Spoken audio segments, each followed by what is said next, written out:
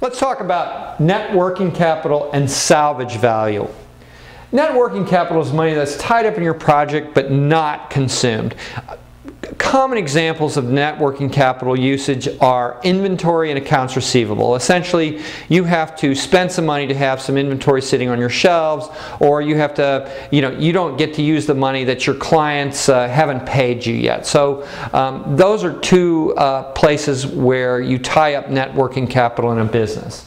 And the reason that we have to account for this is the time value of money. Obviously, if you had that money, you could put it to use, do something else with it. We also want to consider the salvage value of any machinery or equipment we have involved in our project too. Salvage value can also create a tax liability if the book value of the machinery is less than the salvage price that we get for it. All right, this example is going to deal with both of those examples, net working capital and salvage value. CC Inc., we're going to consider putting in new equipment at a cost of $600,000. We'll depreciate that equipment straight line over 5 years down to zero. And then the equipment is going to be scrapped and sold for $130,000. The equipment is going to save us $200,000 a year in pre-tax operating costs. And we're going to have a net working capital increase of $80,000. Our tax rate is 40%. And our required rate of return, our discount rate, is 12%. What's the net present value? All right, let's walk through the numbers. Our project saves us $200,000 a year. Our depreciation costs are $120,000. Tax effect there, 1 minus the 40% tax rate, gives us a net income of $48,000. Our operating cash flow, remember, just like we did before, we take the $48,000 plus the depreciation. Remember, that's not a cash flow item. And that gives us an operating cash flow of $168,000. At the end of its life, we're going to recover some money by selling off the salvaged equipment. So we're going to get $130,000. But we're going to incur a tax liability on that because the book value of it is zero, and so we will actually have a gain on that. So we'll take our $130,000 we'll receive from the sale of the equipment times 1 minus the tax rate, gives us a net proceeds of $78,000 after we pay our tax bill. Let's calculate our net present value then. We have our $168,000 operating cash flow times or divided by our required rate of return.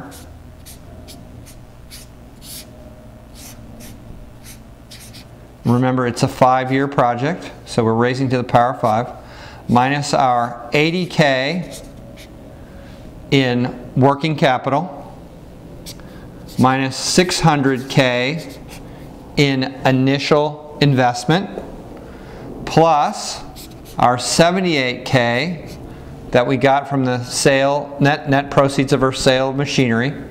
Plus we're going to now add back our net working capital that we'll get back at the end of the 5 years. And again, that has to be discounted by our required rate of return at 5 years.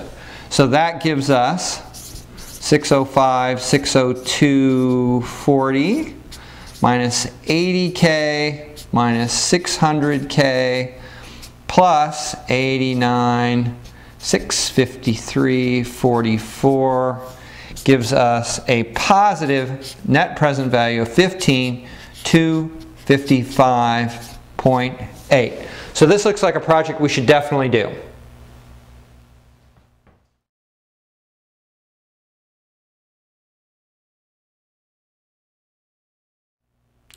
Cannibalization. Cannibalization is the loss of money borne by other parts of the firm due to the project. Sometimes projects that a firm will undertake will actually detract or have a negative impact on other products the firm sells or manufactures. This is an externality to the remaining firm, and those losses need to be taken into account in the calculation of net present value. So here's our example. Flash Motors considers producing a new model by the name Hybrid. The plant will require an initial investment of $100 million. Let's go through a few more details of our hybrid car.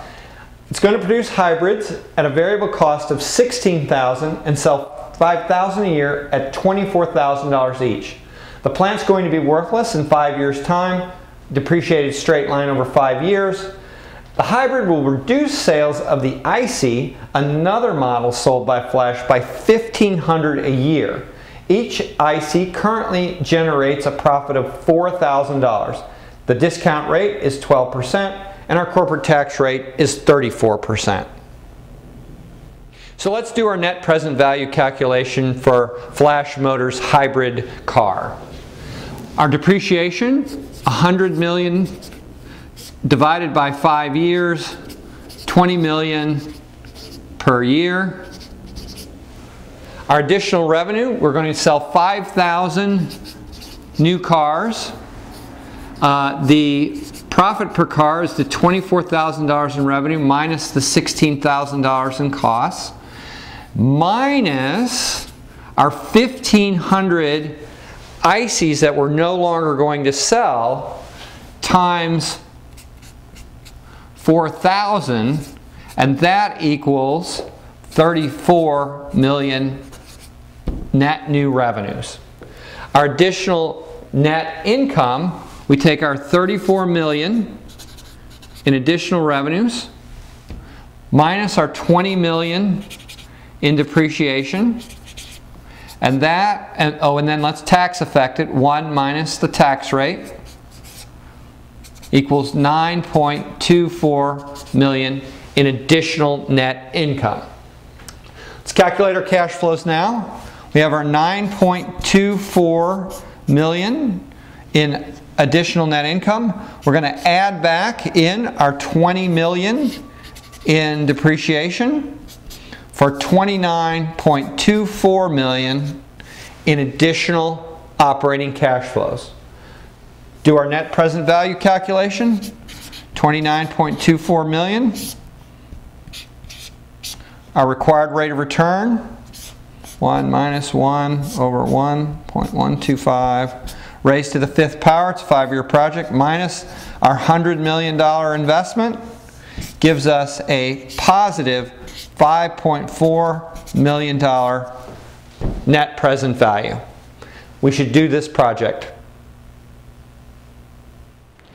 So in looking and making decisions about whether to make an investment, take on a project, are we looking at accounting profits or cash flows? We really have to consider cash flows rather than accounting profits. Cash flows are the actual monies that a project produces. Accounting profits are calculated according to rules and regulations with the intention of conveying information. So for a net present value calculation, you really want to concentrate on the cash flows related to that project.